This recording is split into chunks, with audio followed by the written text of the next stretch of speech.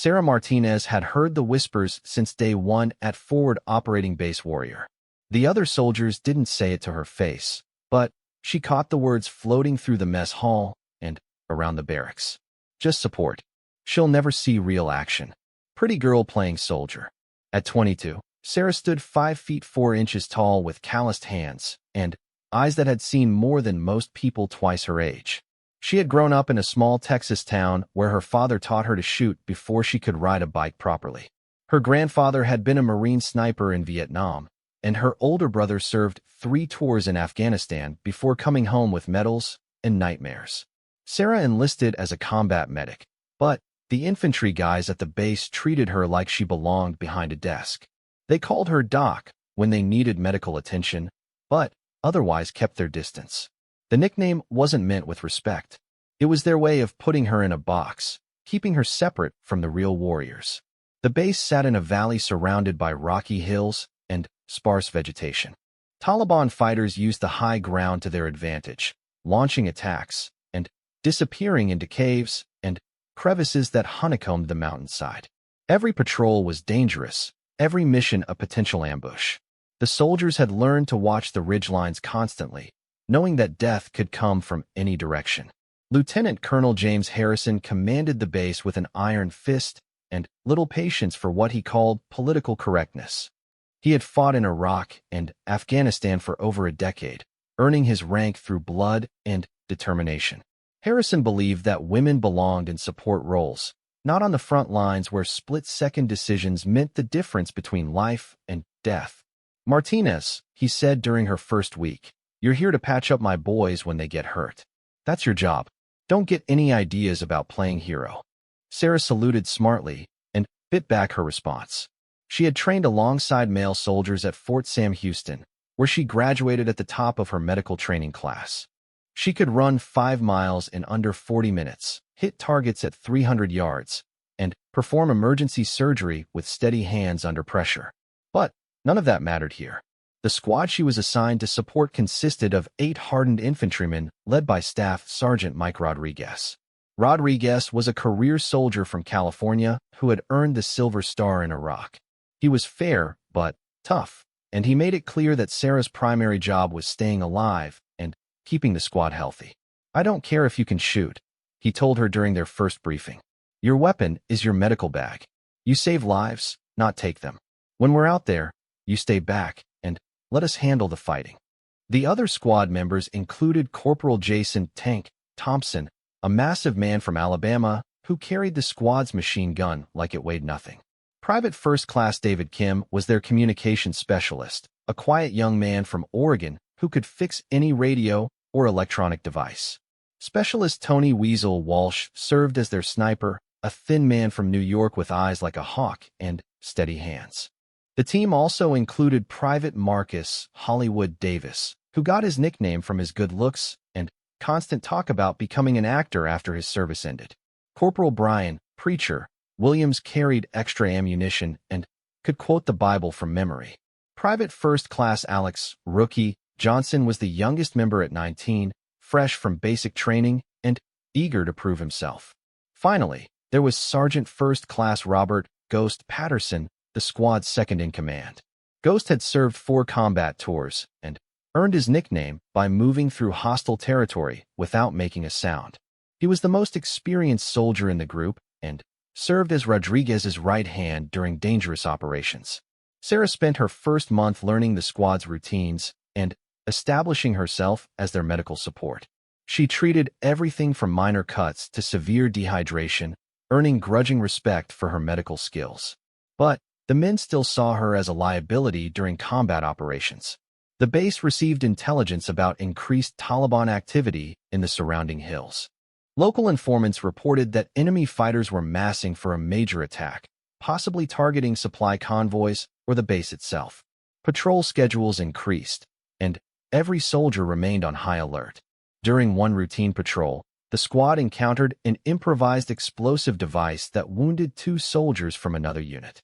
Sarah worked frantically to stabilize the casualties while under sporadic sniper fire. She managed to save both men, working with bullets whizzing over her head and shrapnel falling around her position. Not bad for support, Tank admitted later, grudgingly impressed by her performance under fire. But Rodriguez remained skeptical. She did her job, he said. That doesn't make her infantry. The tension between Sarah's capabilities and the squad's perception of her role continued to build. She knew she was capable of more than just medical support, but the military culture and her commanding officers kept her boxed into a narrow role.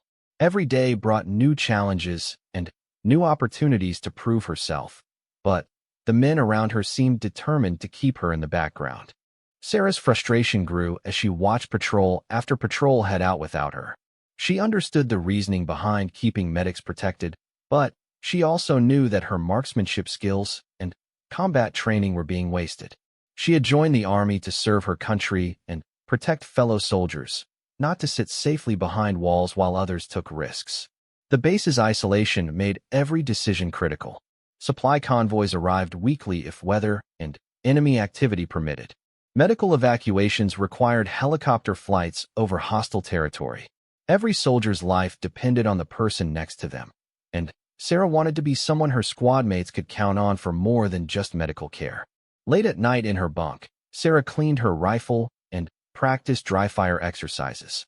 She maintained her weapon with the same care she gave to her medical equipment. She knew that someday, somehow, she would get the chance to prove that she was more than just support. She had to be ready when that moment came. The squad began preparing for a major operation that would take them deep into enemy territory. Intelligence suggested that a high-value Taliban commander was operating from a compound in the mountains. The mission would require precise planning, exceptional teamwork, and soldiers who could handle themselves under extreme pressure. Sarah hoped she would be included in the operation, but she knew the likelihood was slim. The commanding officers preferred to keep female soldiers away from direct combat roles, regardless of their training or capabilities. She would probably remain at the base, waiting anxiously for news and preparing to treat any wounded soldiers who returned. But Sarah Martinez had not traveled thousands of miles from Texas to sit on the sidelines. She had not endured months of training and preparation to be dismissed as just support. She was a soldier, trained and ready to serve her country and protect her fellow warriors. All she needed was an opportunity to show what she could really do. The whispers around the base continued, but Sarah stopped listening. She focused on her training, her medical skills, and her marksmanship. She studied the terrain maps and learned every detail about the surrounding mountains. She prepared herself for the moment when her squad would need more than just medical support. That moment was coming sooner than anyone expected. The Taliban forces in the mountains were planning something big, and the American forces would need every capable soldier to survive what lay ahead. Sarah Martinez would finally get her chance to prove that she was much more than the label they had given her. The mission briefing took place at 0500 hours on a cold Tuesday morning. Staff Sergeant Rodriguez gathered the squad in the Tactical Operations Center, where maps covered every available wall surface. Red pins marked known enemy positions, while blue arrows showed planned approach routes through the treacherous mountain terrain. Lieutenant Colonel Harrison stood at the front of the room, his weathered face serious as he outlined the operation. Intelligence indicates that Abu Rashid, a high-value Taliban commander, is operating from a compound approximately 12 kilometers northeast of our position. He's responsible for coordinating attacks on NATO supply convoys and has American blood on his hands. The compound sat on a ridge overlooking a narrow valley that served as a major supply route. Satellite imagery showed a fortified position with multiple buildings, defensive walls, and clear fields of fire in all directions. The Taliban had chosen their location well, making any assault extremely dangerous for attacking forces. 3rd Squad will approach from the south, using the cover of rocky terrain to get within striking distance, Harrison continued. 1st and 2nd Squads will create diversions from the east and west, drawing enemy attention away from the main assault force. Air support will be limited due to weather conditions and the proximity of civilian settlements. Sarah listened intently from the back of the room, taking notes on casualty collection points and evacuation routes. She assumed she would remain at the base to treat wounded soldiers when they returned from the mission. But as Harrison continued his briefing, Her heart began to race with an unexpected possibility. Due to the extended duration of this operation and the likelihood of casualties, each assault team will include a combat medic, Harrison announced. Doc Martinez, you'll accompany 3rd Squad as their medical support. Rodriguez's jaw tightened, but he said nothing. The decision came from above his pay grade, and arguing with the commanding officer in front of the squad would undermine his authority. But Sarah could see the concern in his eyes. He still viewed her as a liability rather than an asset in combat. Ghost Patterson spoke up from his position near the map. Sir, with respect, wouldn't it be better to keep medical personnel at a safe distance? We can call for evacuation if someone gets hit. Harrison shook his head firmly. The distance and terrain make evacuation extremely difficult. If someone gets wounded on that ridge, they'll need immediate medical attention to survive long enough for extraction. Doc Martinez goes with 3rd Squad, and that's final. The briefing continued with detailed discussions of communications protocols, ammunition loads, and contingency plans. The mission would begin at nightfall, giving the squads cover of darkness for their initial approach. They would establish positions around the compound and wait for dawn before launching coordinated attacks. Sarah's mind raced as she absorbed the tactical details. This would be her first real combat operation, her chance to prove that she belonged among these warriors. But she also understood the enormous responsibility that came with the assignment.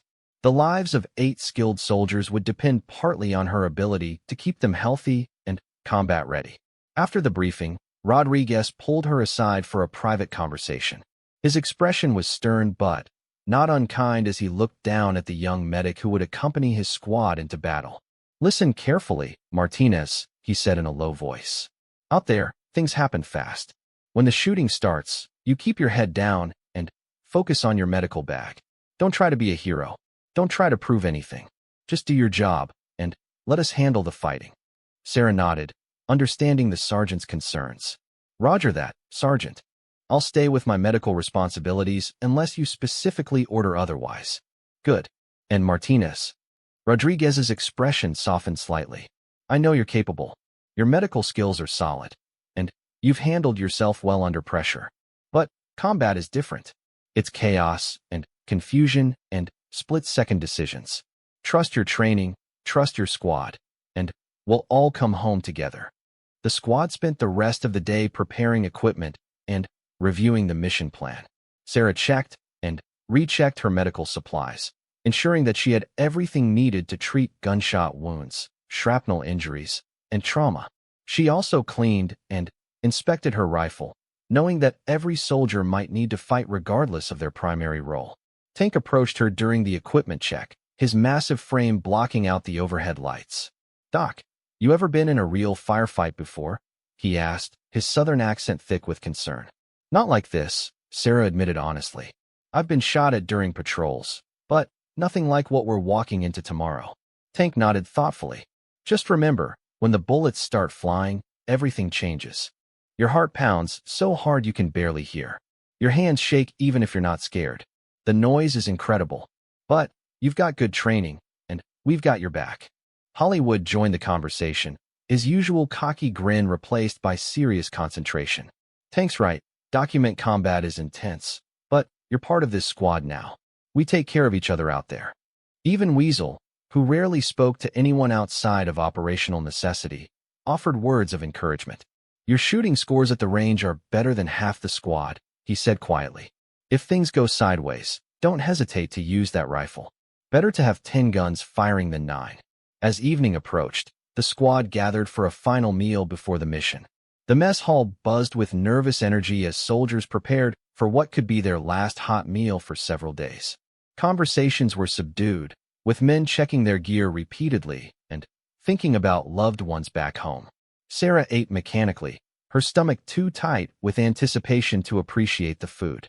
She thought about her family in Texas, wondering what her grandfather would say about his granddaughter preparing for her first major combat operation. He had always told her that courage wasn't the absence of fear, but doing what needed to be done despite being afraid. Rodriguez called the squad together for final preparations as darkness settled over the valley. They would move out in 30 minutes, beginning a dangerous journey through hostile territory to reach their assault position. Every piece of equipment had been checked multiple times. Every contingency had been discussed and planned for. "Remember, we're professionals," Rodriguez told his soldiers as they gathered around him in a tight circle. "We train for this.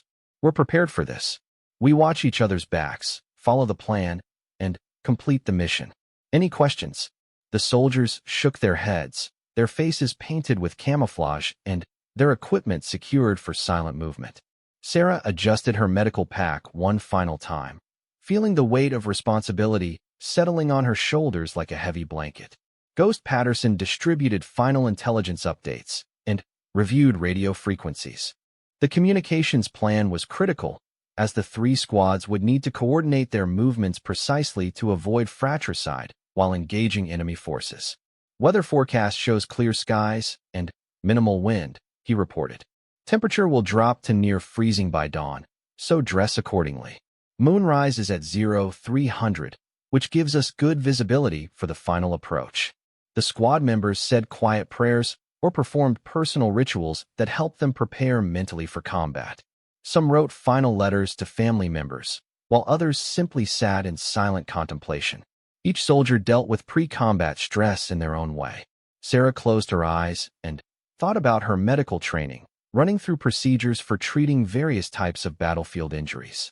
She visualized herself working calmly and efficiently under fire, saving lives and proving her worth to the squad. But she also prepared herself mentally for the possibility that she might need to use her rifle to protect wounded soldiers or defend her position. At exactly 2,200 hours, Rodriguez gave the signal to move out. The squad filed silently through the base gate and into the darkness beyond, beginning their long journey toward the ridge where Abu Rashid and his fighters waited. Sarah Martinez walked with them, carrying her medical bag and her determination to prove that she was much more than just support. The night was cold and clear, with thousands of stars visible in the unpolluted mountain air. Sarah had never seen such a beautiful sky, but she couldn't enjoy the view. Her mind focused on the mission ahead and the challenges that awaited them on the ridge. By dawn, everything would change for her and for the soldiers who had finally accepted her as part of their team. The climb to the ridge took 6 grueling hours through rocky terrain that seemed designed to break ankles and tear equipment.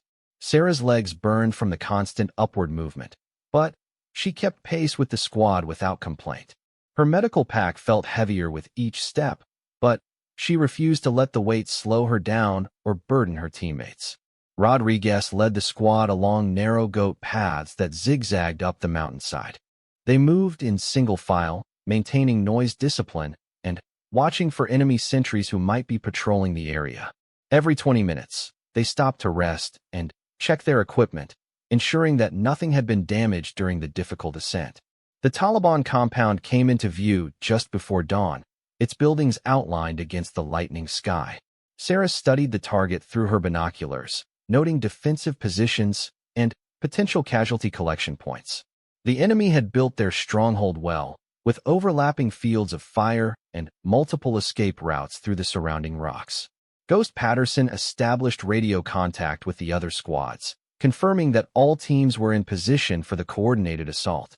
First and second squads reported ready status from their positions east and west of the compound. Air support remained on standby, though helicopter gunships would have difficulty operating in the thin mountain air. "Target building is the large structure in the center of the compound," Rodriguez whispered into his radio microphone. "Intelligence suggests that's where we'll find Abu Rashid and his command staff. We hit hard and fast, neutralize resistance, and search for intelligence materials." Sarah positioned herself behind a large boulder that provided cover from enemy fire while allowing her to observe the entire squad's assault route. She could see Tank setting up his machine gun in a position that covered the compound's main entrance. Weasel found a sniper position with clear lines of sight to enemy fighting positions. The assault began at exactly 0630 hours with diversionary attacks from 1st and 2nd squads. Explosions echoed across the valley as the eastern and western positions engaged Taliban fighters with small arms fire and grenades. The diversion worked perfectly, drawing enemy attention away from Rodriguez's approaching squad. Go, go, go, Rodriguez shouted as third squad broke cover and rushed toward the compound's southern wall. Sarah watched her squad mates advance with practiced precision, each soldier knowing exactly where to go and what to do. They moved like a well-oiled machine, covering each other's movements and communicating with hand signals when possible. The months of training and preparation showed in their confident, coordinated assault. Enemy fighters appeared on rooftops and behind defensive walls, opening fire on the advancing Americans with AK-47 rifles and rocket-propelled grenades. The sound of gunfire filled the mountain air as both sides engaged in fierce combat. Bullets cracked overhead and ricocheted off rocks, sending up small clouds of dust and debris. Tank's machine gun opened up with devastating effect, suppressing enemy positions and allowing the rest of the squad to reach the compound walls. His heavy weapon chattered continuously, sending long bursts of fire into Taliban fighting positions and forcing enemy fighters to keep their heads down. Weasel engaged targets with his sniper rifle, carefully selecting high-value enemies and eliminating them with single, well-placed shots. His marksmanship skills proved invaluable as he systematically reduced the number of defenders and created gaps in their defensive line. The squad breached the compound wall using explosive charges, creating a man-sized hole that allowed them to enter the enemy stronghold. Rodriguez led the way, followed by Hollywood and Preacher, who immediately began clearing buildings room by room. The fighting intensified as they moved deeper into the compound. Sarah maintained her position outside the walls, providing overwatch and preparing to treat casualties. She had a clear view of the battlefield and could see Taliban fighters maneuvering to flank her squad's position. Several enemy soldiers were working their way around the compound's eastern edge, trying to cut off the Americans' escape route. Rodriguez, you've got enemy fighters moving to your 6 o'clock position, she reported over the radio. 4 or 5 tangos with automatic weapons. Copy that. Document, keep your head down, and let us handle it. But, as Sarah watched the tactical situation develop, she realized that her squad was about to be caught in a deadly crossfire. The Taliban fighters had positioned themselves perfectly to attack the Americans from behind while they were engaged in clearing operations inside the compound. Kim's radio crackled with reports from 1st and 2nd squads, who were heavily engaged with enemy forces on the eastern and western approaches. They wouldn't be able to provide assistance to Rodriguez's team, who were essentially trapped inside the compound with enemies approaching from multiple directions. Sarah made a split-second decision that would define the rest of her military career. Instead of waiting for orders or staying safely behind cover, she grabbed her rifle and began moving toward the flanking enemy position. Her medical training had taught her to save lives, and, right now, the best way to save her squad mates was to eliminate the threat approaching from their rear. She moved carefully through the rocky terrain, using boulders and scrub vegetation for concealment as she worked her way around to a position where she could engage the Taliban fighters. Her grandfather's voice echoed in her memory, reminding her to breathe steadily and squeeze the triggers smoothly when the moment came. The enemy fighters were focused entirely on the compound, preparing to launch their flanking attack on the American squad. They had no idea that a lone soldier was maneuvering to intercept them. Sarah counted 5 men armed with assault rifles and at least 1 rocket-propelled grenade launcher. She found a stable shooting position behind a fallen tree, approximately 150 yards from the enemy fighters. The range was well within her capabilities, but she would need to engage multiple targets quickly and accurately. If she missed or failed to neutralize the threat, her squad would face devastating crossfire from determined enemies. Sarah controlled her breathing and aimed carefully at the lead Taliban fighter, who appeared to be directing the flanking movement. She had trained for this moment countless times on firing ranges and in simulation exercises, but this was different. This was real combat with real lives hanging in the balance. The Taliban fighters began moving toward the compound, their weapons ready, and their attention focused on the American soldiers inside the walls. Sarah knew she had only seconds before they would be in position to launch their attack. Everything her squad had worked for everything they had trained for, depended on what happened in the next few moments. She thought about Rodriguez's warning to stay back and let the infantry handle the fighting. She thought about Harrison's belief that women belonged in support roles. She thought about all the whispers calling her just support and questioning whether she belonged with real soldiers. Then, Sarah Martinez, the combat medic from Texas who had been labeled as support personnel, prepared to prove that labels meant nothing when lives were on the line. She steadied her rifle, acquired her target, and prepared to show her squad exactly what kind of soldier they had fighting alongside them. The morning sun climbed higher over the ridge, casting long shadows across the battlefield where American and Taliban forces fought for control of the strategic position. In moments, a single shot would change everything and prove that courage comes in many forms, including that of a young woman who refused to be limited by other people's expectations. Sarah's finger moved to the trigger as she prepared to engage the enemy fighters threatening her squad. The moment of truth had finally arrived, and she was ready to meet it head-on. Sarah's first shot dropped the lead Taliban fighter instantly, the 5.56mm round striking him center mass and sending him tumbling into the rocks. The remaining 4 enemies spun around in confusion, searching desperately for the source of the unexpected attack. Their carefully planned ambush had suddenly become a desperate fight for survival. Without hesitation, Sarah shifted her aim to the second target and fired again. The Taliban fighter with the rocket-propelled grenade launcher fell backward, his weapon clattering uselessly among the stones. 2 shots, 2 kills. Her grandfather's training and countless hours on the firing range had prepared her perfectly for this moment. The remaining 3 enemies finally spotted Sarah's position and began returning fire with their AK-47 rifles. Bullets whined overhead and struck the fallen tree that provided her cover, sending splinters of wood flying in all directions. The sharp crack of incoming rounds filled the air as the Taliban fighters tried desperately to suppress her position. Sarah rolled to her left, finding new cover behind a cluster of large rocks. She had to keep moving to avoid being pinned down by enemy fire. The Taliban fighters were experienced warriors who knew how to coordinate their attacks and overwhelm isolated opponents.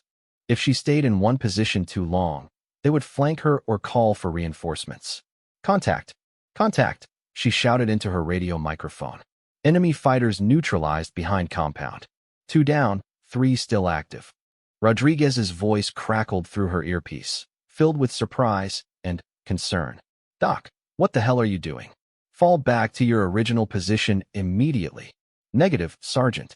These fighters were about to hit you from behind. I'm in a good position to finish them off. Sarah popped up from behind her cover and fired 3 quick shots at the nearest enemy fighter. 1 round struck him in the shoulder, spinning him around and sending his rifle flying. He stumbled and fell, clutching his wounded arm and screaming in pain and anger. The remaining 2 Taliban fighters realized they were facing a skilled marksman who had already eliminated most of their team. They began moving apart, trying to flank Sarah's position and catch her in crossfire. Their tactical movement showed the kind of experience that came from years of fighting American and NATO forces. Sarah knew she couldn't let them separate and gain fire superiority. She had to act quickly and decisively to maintain her advantage. She aimed at the fighter moving to her left and squeezed off 2 rounds, both striking him in the chest and dropping him instantly. The last Taliban fighter was now alone and desperate.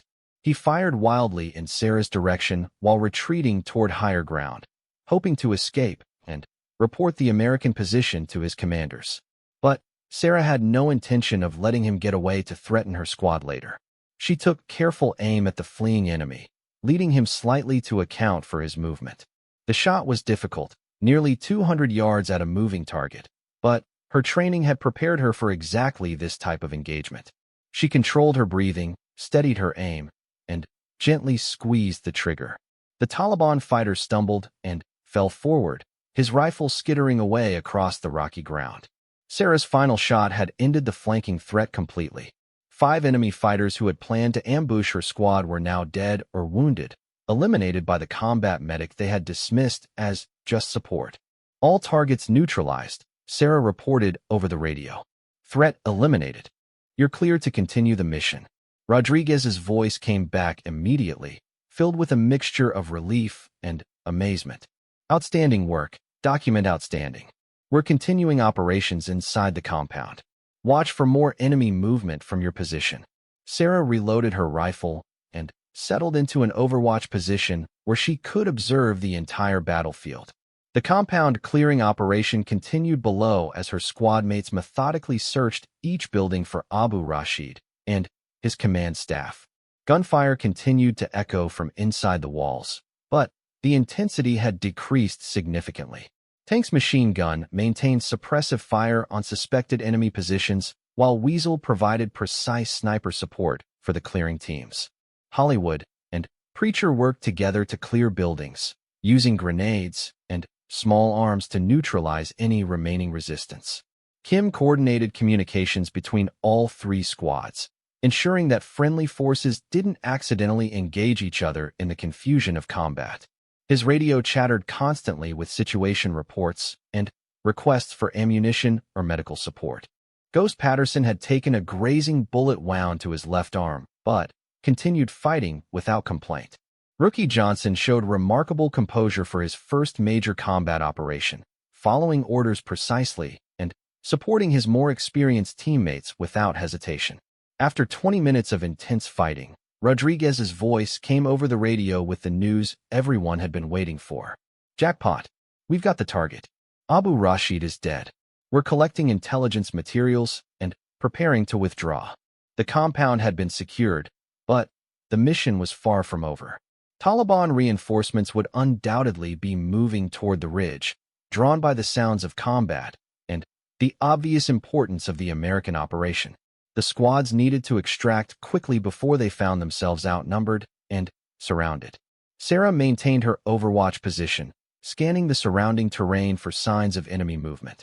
Her actions had saved her squad from a devastating ambush, but she knew that more Taliban fighters would be approaching soon. The difficult part of the mission was just beginning. Rodriguez emerged from the compound carrying a bag filled with documents, computer hard drives, and communications equipment. The intelligence gathered during the raid would provide valuable information about Taliban operations throughout the region. But getting that intelligence back to base would require fighting through enemy reinforcements. All squads, prepare for extraction, Rodriguez announced over the radio. We've got what we came for. Time to go home. The three squads began converging on their predetermined extraction point, a flat area approximately 1 kilometer south of the compound, where helicopters could land safely. But as they moved through the rocky terrain, enemy fighters began appearing on the surrounding hilltops. Sarah counted at least 20 Taliban fighters moving into positions that would allow them to attack the withdrawing Americans. Some carried heavy machine guns while others had rocket-propelled grenades that could destroy the extraction helicopters. The enemy was setting up a classic ambush designed to annihilate the American forces. Rodriguez, we've got serious problems, Sarah reported. Multiple enemy fighters taking positions along our extraction route. They're setting up to hit us hard. Copy that, document. We see them too. How's your ammunition situation? Sarah checked her remaining magazines. I've got enough for a sustained fight, but we're going to need air support or artillery to break through those positions. The situation was becoming desperate. 3 American squads were trapped on a ridge surrounded by enemy forces who knew the terrain perfectly. The Taliban fighters had the advantage of numbers and position, while the Americans had superior training and equipment. The outcome would depend on tactical decisions made in the next few minutes. Sarah realized that her role had fundamentally changed during the morning's combat. She was no longer just a combat medic providing medical support. She had become an integral part of the squad's fighting force, a soldier whose marksmanship and tactical awareness could mean the difference between mission success and disaster. Rodriguez was counting on her to help fight their way off the ridge. Her squad mates were looking to her for the same kind of support they expected from any other soldier. The label "just support" had been stripped away by enemy fire and replaced with something much more important: respect earned through combat performance. The helicopters approaching for extraction would face intense ground fire from prepared enemy positions. The American squads would have to fight their way to the landing zone while protecting the valuable intelligence they had gathered. Sarah Martinez, The combat medic who had been told to stay back and let others handle the fighting would play a crucial role in getting everyone home safely. The Taliban fighters opened fire as the three American squads began their fighting withdrawal toward the extraction point. Machine gun bullets cracked overhead, while rocket-propelled grenades exploded against the rocky terrain, sending deadly fragments in all directions. The enemy had positioned themselves perfectly to catch the Americans in a devastating crossfire. Sarah found herself fighting alongside Tank as they provided covering fire for the withdrawing squads. The big soldier's machine gun hammered out long bursts while she picked off individual targets with her rifle. They had become an effective team, with Tank suppressing enemy positions while Sarah eliminated specific threats with precise marksmanship. "Damn, Doc," Tank shouted over the noise of gunfire. "Where'd you learn to shoot like that?" "Texas," Sarah replied simply, dropping another Taliban fighter who had been maneuvering to flank their position. "My grandfather taught me well." The three squads moved by bounds, with one team providing covering fire while the others advanced toward the landing zone. It was a complex tactical maneuver that required precise coordination and mutual trust. Each soldier had to depend completely on his teammates to suppress enemy fire while he moved through exposed terrain. Weasel had found an excellent sniper position overlooking the extraction route. His rifle cracked methodically as he engaged high-value targets, focusing on enemy machine gunners and rocket-propelled grenade operators who posed the greatest threat to the extraction helicopters. Each shot eliminated a specific danger to the mission.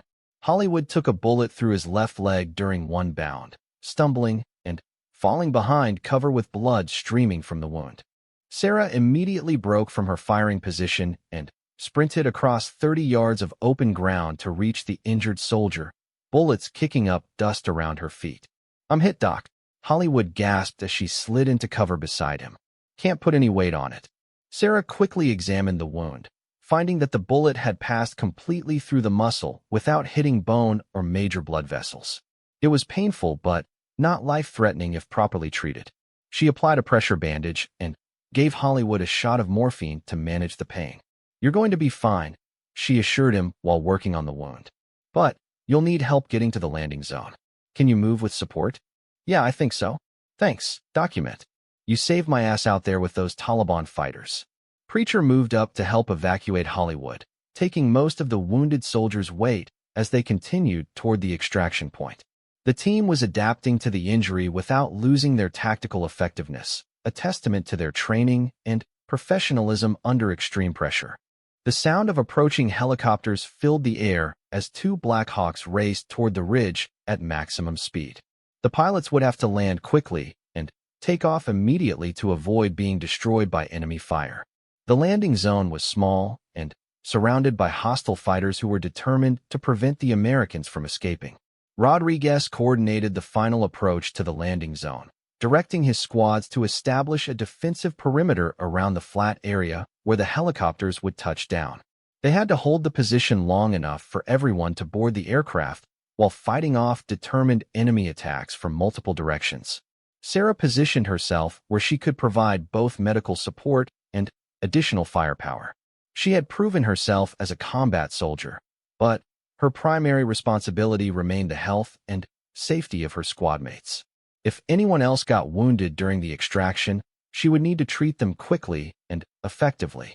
The first Black Hawk approached through intense ground fire, its pilots displaying incredible skill and courage as they maneuvered through a storm of bullets and rocket-propelled grenades.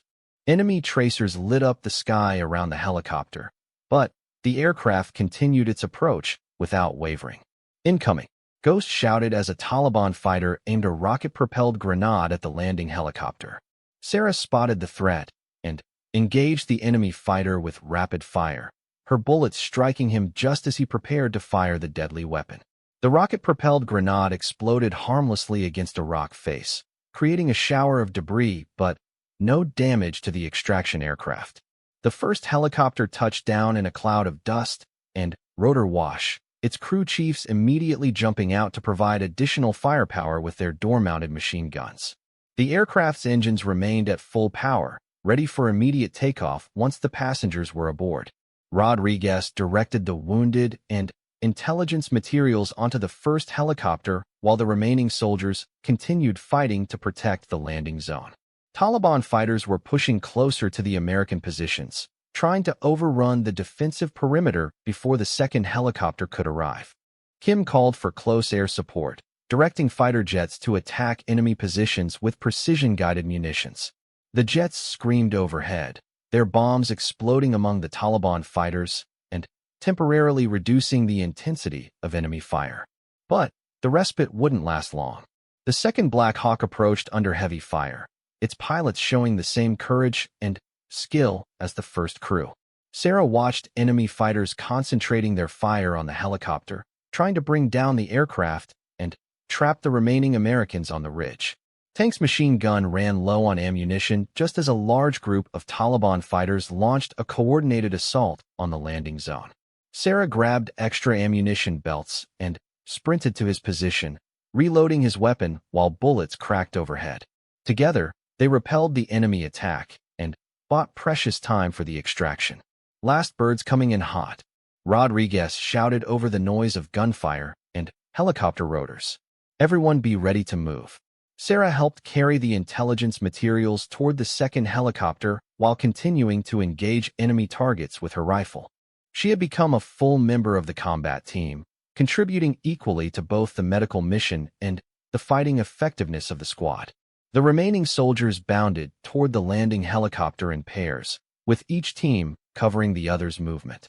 Sarah ran alongside Rookie, who was carrying communications equipment and looking nervous but determined. The young soldier had performed well during his first major combat operation. The second Black Hawk touched down just as Taliban fighters launched their final assault on the American position. The helicopter's door gunners opened fire with devastating effect, cutting down enemy fighters who had gotten too close to the landing zone. The combined firepower from ground and air forces stopped the Taliban attack cold. Sarah was among the last soldiers to board the extraction helicopter, having remained behind to ensure that no wounded Americans were left on the ridge. She performed a final count of personnel while bullets struck the aircraft's armored hull, confirming that everyone was accounted for and ready for immediate departure. The helicopter lifted off in a steep climbing turn, gaining altitude rapidly to avoid enemy fire from the surrounding hills. Sarah looked down at the ridge where she had proven herself in combat, where she had saved her squad, and earned the respect of professional soldiers who no longer questioned her capabilities. Rodriguez sat beside her in the crowded aircraft, his face showing exhaustion and relief. "Doc," he said over the noise of the engines, "that was some outstanding soldiering back there. You saved this whole operation." Sarah nodded, feeling the satisfaction of a job well done. She had traveled thousands of miles from Texas to prove that she was more than just support. On a rocky ridge in Afghanistan, facing determined enemies and impossible odds, she had finally gotten the chance to show what she could really do. The helicopters raced back toward the base, carrying the successful raid team and valuable intelligence that would save countless lives. Sarah Martinez had earned her place among the warriors, not through politics or quotas, but through skill, courage, and determination under fire. From that day forward, no one at Forward Operating Base Warrior would ever again refer to her as just support. She had proven conclusively that labels meant nothing when lives were on the line, and that courage came in many forms. Sarah had found her place in the brotherhood of soldiers who understood that when the shooting starts, what matters is not your gender or your specialty, but your willingness to fight for the person beside you. The whispers had stopped, replaced by the kind of respect that could only be earned through combat. Sarah Martinez had become exactly what she had always known she could be, a soldier worthy of standing among America's finest warriors, ready to serve her country and protect her fellow fighters wherever the mission might lead.